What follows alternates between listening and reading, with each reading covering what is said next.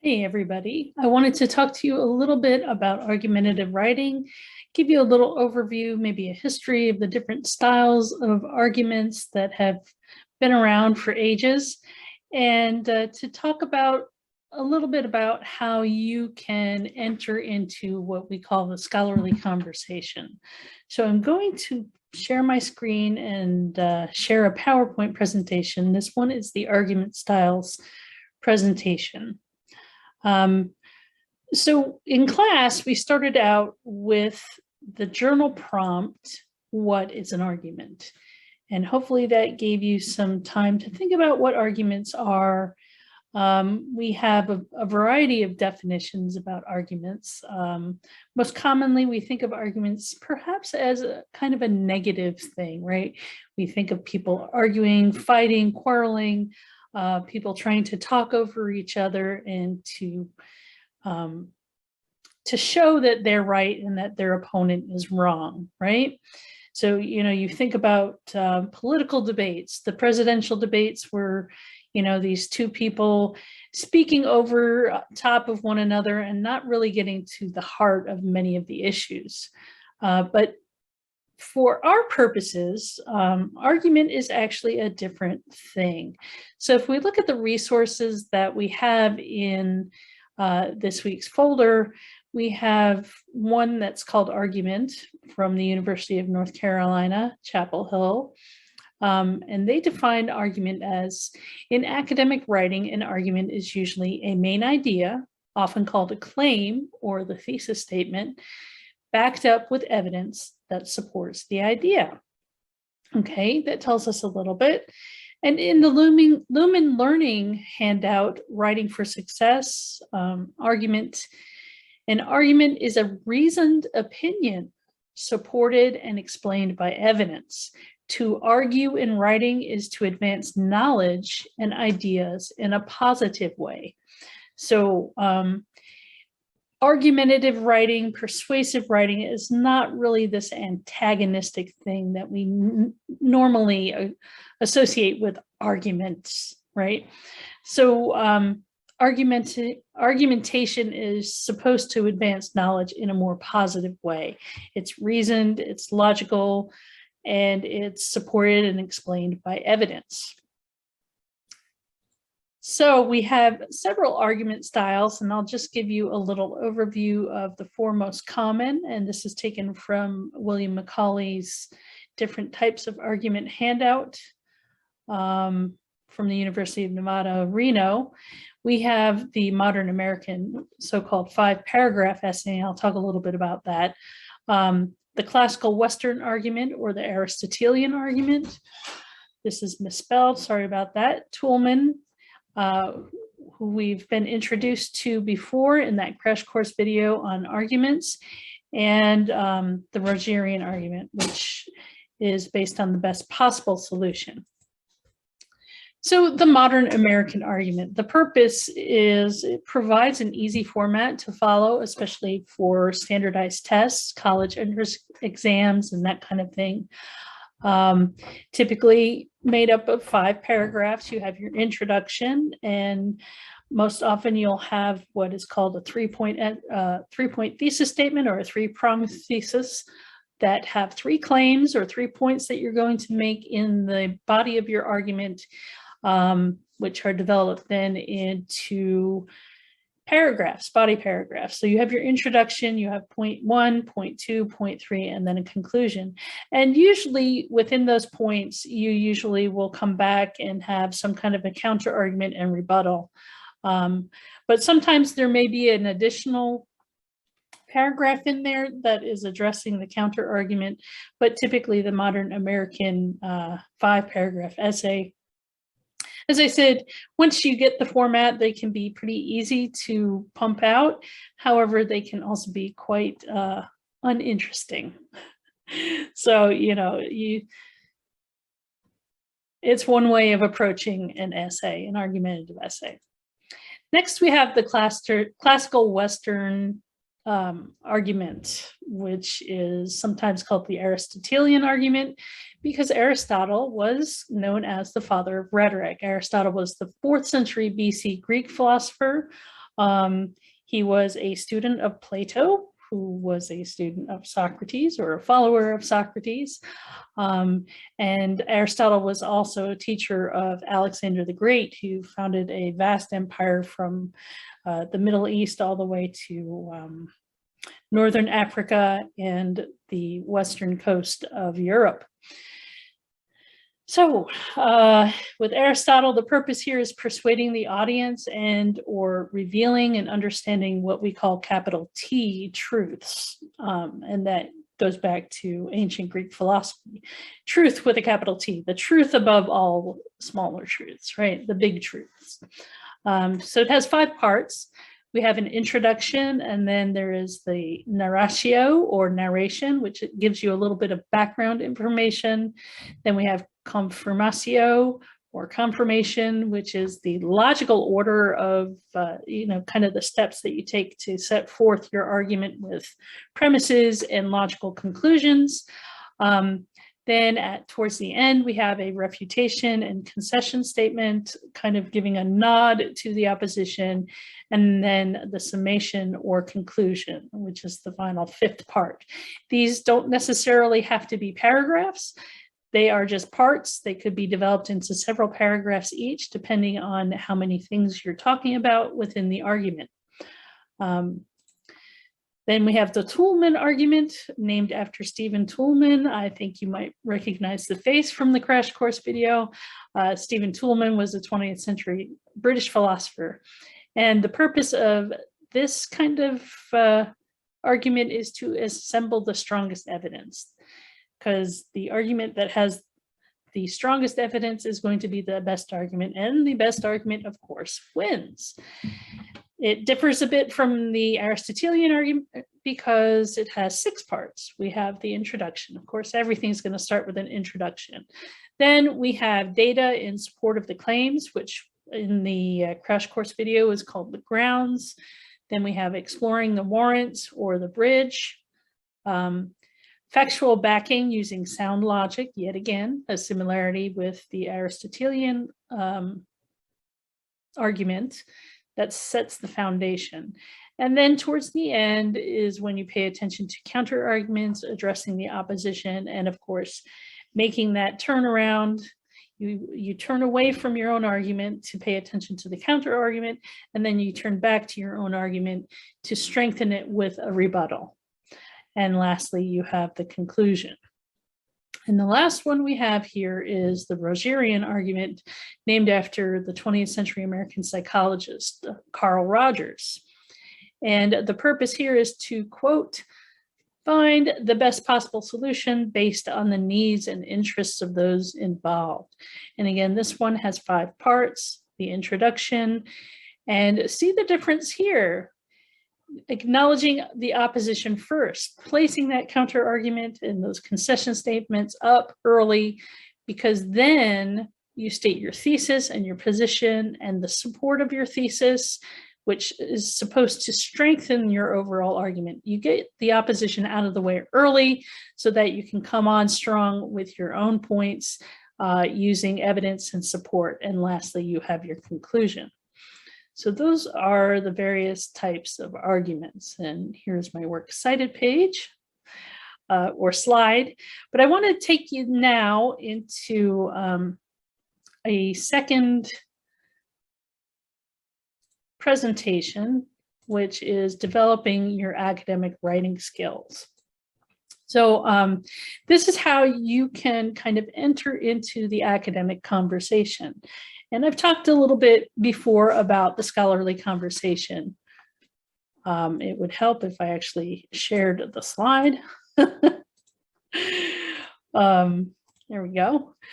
So the scholarly conversation, if you think about it, everything that's been written down throughout history, we have access to. Well, not everything, but most things we have access to, and that's thousands and thousands of years of human communication, which just is something that I find mind-boggling. The fact that I can read ancient Greek philosophy, of course it's been translated, but I can read the ideas and the thoughts and the arguments from somebody like Aristotle or somebody like Plato.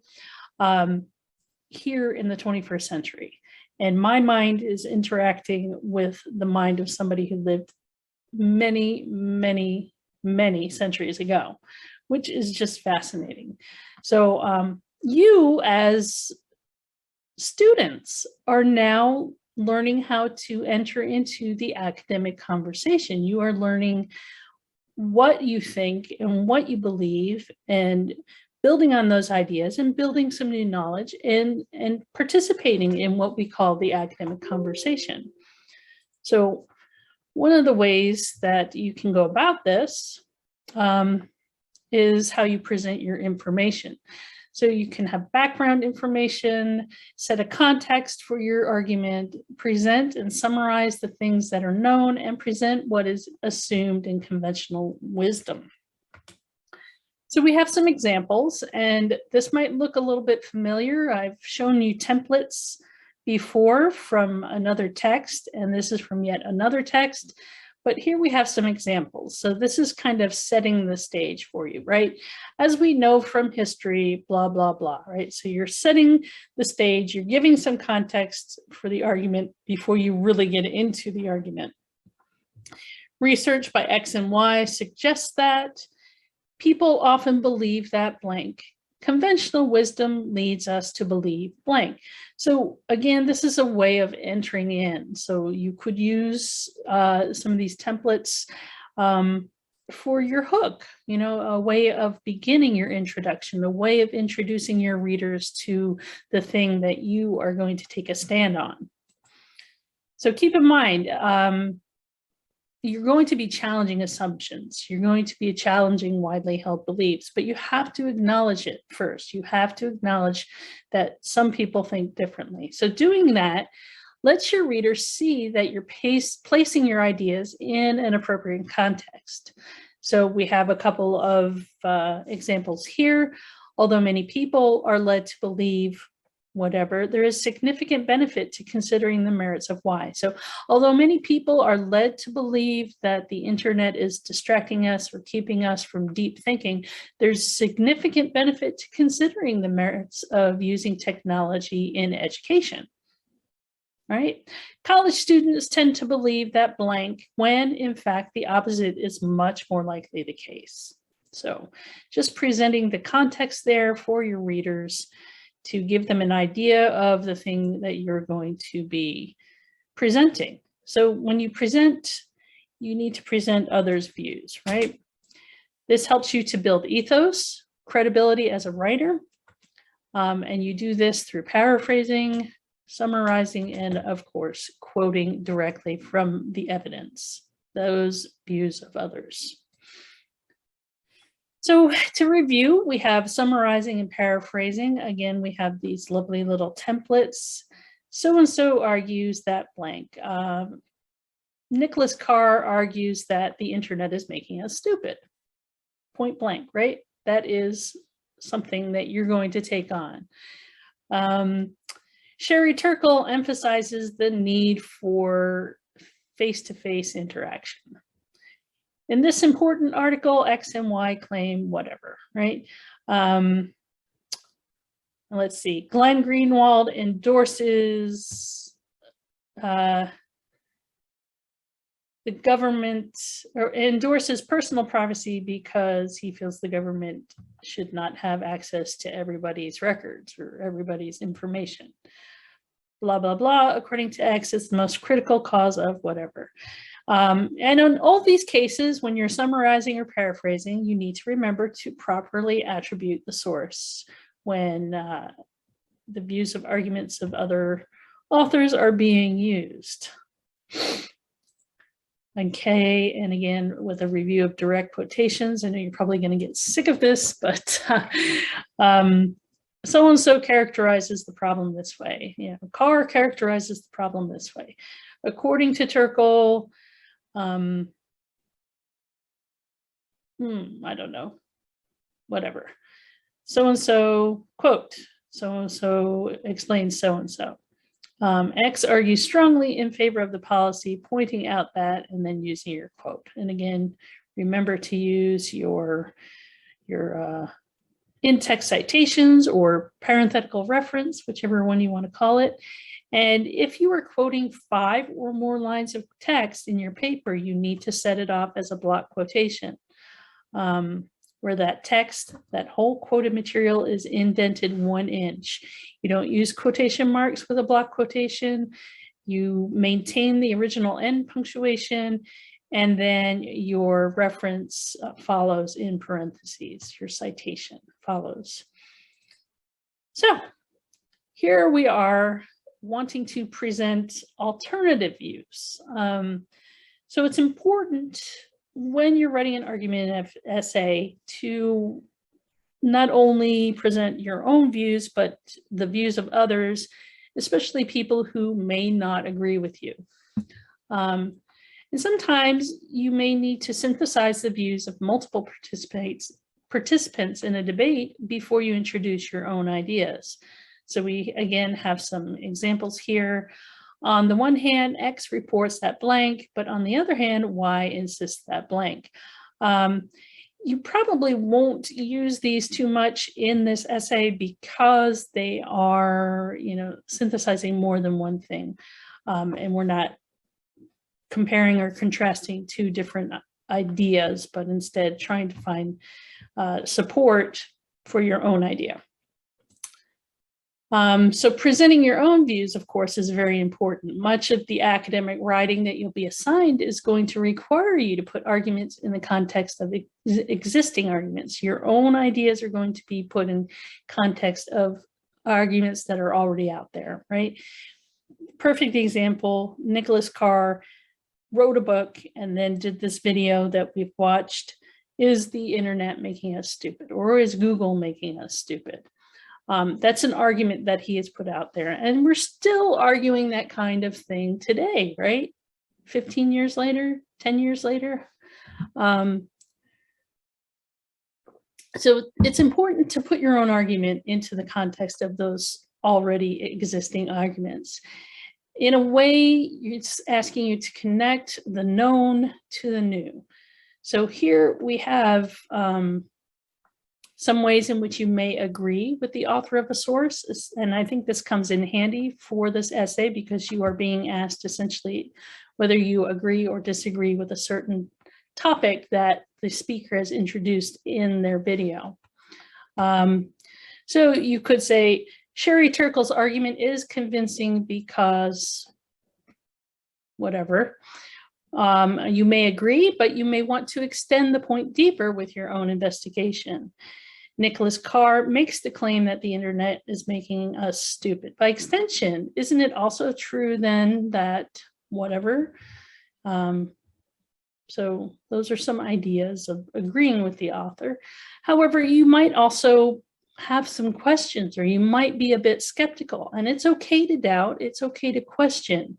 It is okay to challenge your sources at times, because the end result is often new knowledge or a new understanding about a topic. So that's where that inner skeptic can come in. Couldn't it also be argued that while X insists that blank is so, he is perhaps asking the wrong question to begin with? While Nicholas Carr insists that the internet is making us stupid, he is perhaps asking the wrong question to begin with. And you could go off in a completely other direction where you take debate, you take up an issue with Carr. The claims that X and Y have made, while intelligent and well-meaning, leave many unconvinced because they have failed to consider whatever. Again, we also have some templates for complete disagreement or correction. It's acceptable to respond to an argument by disagreeing with the author. You don't have to agree with the speakers that you've been presented. You could take up the opposing view of them and disagree with them. So these templates are, X's claim about blank are completely misguided. I had one student in one of my classes who was vehemently against Nicholas Carr, and made it very clear that that they did not want to, did not believe anything that Carr had to say, and was fully in support of the use of technology and that it's making us smarter. X presents a long metaphor comparing blank to blank. In the end, the comparison is unconvincing because blank. This might be something more useful in a literary context. And you may be tempted to disregard that kind of a source that you disagree with if you detect something as false. But it's a better idea to make clear how or why that information is false. Although X reports that blank, recent studies indicate that this is not the case. You could use current research that actually supports something completely different. While X and Y insist that blank is so, an examination of their figures shows that they've made an important miscalculation. Remember that we're humans and we're fallible, which means that we may not always get things correct. And in this scholarly conversation, and you'll see it a lot if you start to read more and more the different arguments for and against certain things that have been put out into the world in the form of research. Other researchers are coming back saying, no, they got it wrong here, and this is why, right? That's all part of the scholarly conversation. So it's good if you're able to prove that something is false or misguided. And if you have that evidence to back it up, that's fantastic. So lastly, the counter argument. You're not required to have a full-fledged paragraph dealing with the counter argument, but it's good for you to know how to at least acknowledge the opposition, the opposite side of your claim. So effective writers know that their arguments are stronger when they can anticipate objections that others might raise. So here again, we have some templates. Some will object to this proposal on the grounds that blank. Not everyone will embrace blank. They may argue instead that blank. X and Y might contend that this interpretation is faulty, however blank. Most blanks believe that there is too much risk in this approach. But what they may have failed to take into consideration is blank. So those are, this will actually be a very handy thing if you go into English 102. And I think I said that before in my overview video. And all of that information was taken from a student's companion to the Hacker Handbooks, most in particular, chapter 11, using sentence guides to develop academic writing skills.